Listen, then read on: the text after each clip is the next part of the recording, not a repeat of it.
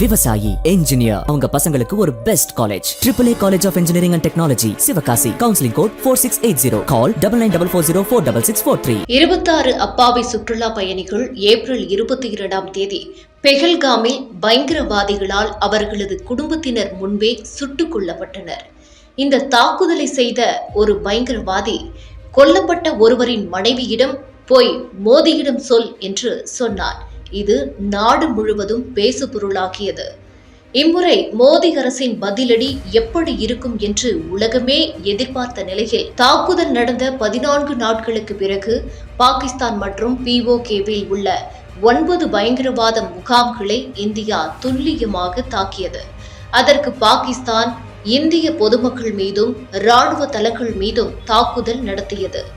3 நாட்களில் பாகிஸ்தானை மண்டியிட வைத்து அவர்களே போர் நிறுத்தம் வேண்டும் என்று கேட்டுக்கொண்ட பிறகு தற்காலிகமாக தாக்குதலை இந்தியா நிறுத்தியுள்ளது.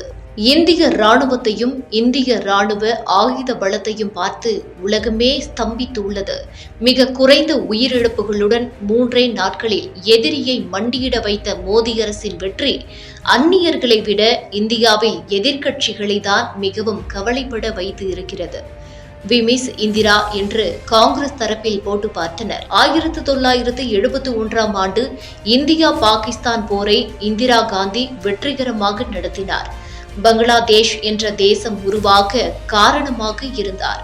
ஆனால் இன்றைய மோடி அரசு கிடைத்த நல்ல வாய்ப்பை பயன்படுத்தி POKவை திருப்பி எடுக்காமல் போரை நிறுத்திவிட்டது என்று குற்றம் சாட்டுகின்றனர்.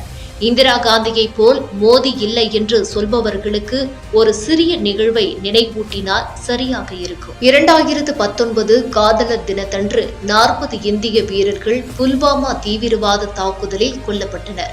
இதற்கு பதிலடி கொடுக்க அப்போதைய மோடி அரசு பாகிஸ்தானின் பாலகோட் பகுதியில் உள்ள பயங்கரவாதிகள் முகாமை இந்திய விமானப்படை மூலம் குண்டு வீசி அழித்தது. இந்த தாக்குதலில் எதிரியின் விமானத்தை துரத்திச் சென்ற இந்திய விங் கமாண்டர் அபிநந்தன் வர்தமான் பாகிஸ்தான் எல்லைக்குள் அவர்களது F-16 விமானத்தை சுட்டு வீழ்த்தினார்.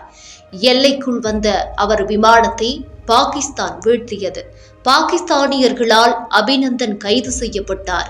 3 நாட்கள் பாகிஸ்தானில் இருந்த அபிநந்தனை பேச்சுவார்த்தை நடத்தி இந்தியா தாயகத்திற்கு அழைத்து வந்தது.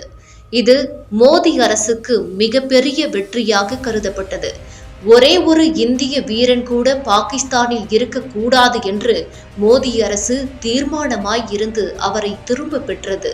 மிக சமீபமாக தெரியாமல் எல்லையை கடந்து பாகிஸ்தானுக்குள் தவறுதலாக சென்ற BSF வீரரான புத்னம் குமார் ஷாவை 20 நாட்களுக்கு பிறகு கடந்த 14ஆம் தேதி இந்தியா பத்திரமாய் மீட்டது. ஆனால் 1971 போரின் போது 54 இராணுவ மற்றும் விமானப்படை வீரர்களின் நிலை என்ன என்று இன்று வரை யாருக்கும் தெரியாது. மிஸ்ஸிங் 54 என்று அழைக்கப்படும் இந்த வீரர்கள் இன்றும் பாகிஸ்தான் சிறையில் உள்ளதாக கூறப்படுகிறது.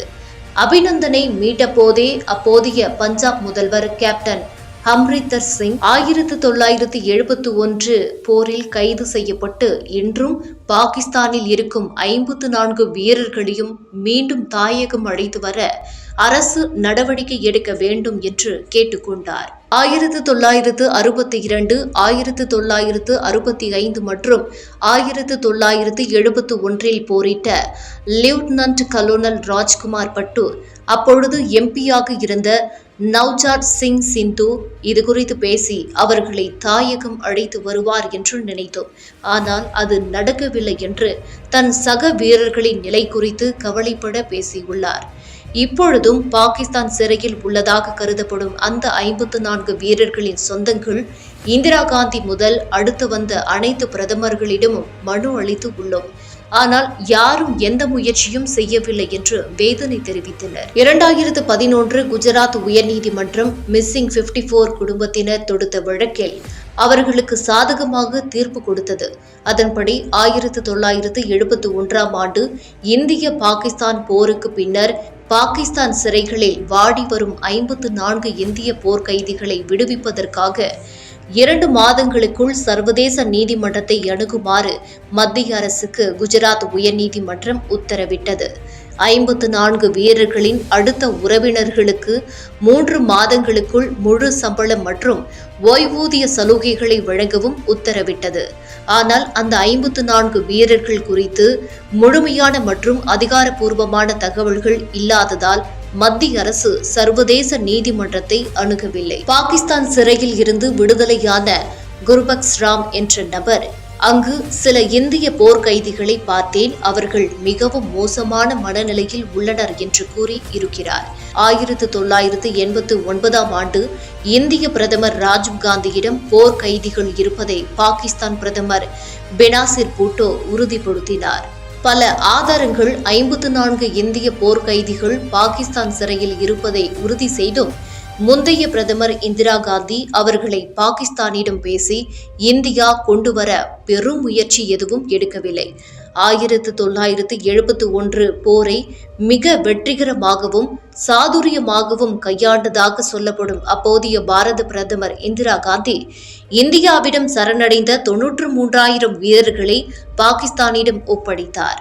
ஆனால் நாட்டிற்காக போராடி எதிரி நாட்டு சிறையில் இருக்கும் 54 வீரர்களை திருப்பி அழைத்து வர எந்த முயற்சியும் மேற்கொள்ளவில்லை. அந்த வீரர்கள் இன்றும் பாகிஸ்தான் சிறையில் இருந்தால் பல சவால்களை தைரியமாகவும் சாதுரியமாகவும் கையாண்டு வெற்றி பெறும் மோடி அரசு இதற்கும் ஒரு நல்ல முடிவை கொண்டு வரும் என்று அந்த 54 குடும்பங்களுடன் நம்பிக்கையோடு காத்திருக்கின்றன.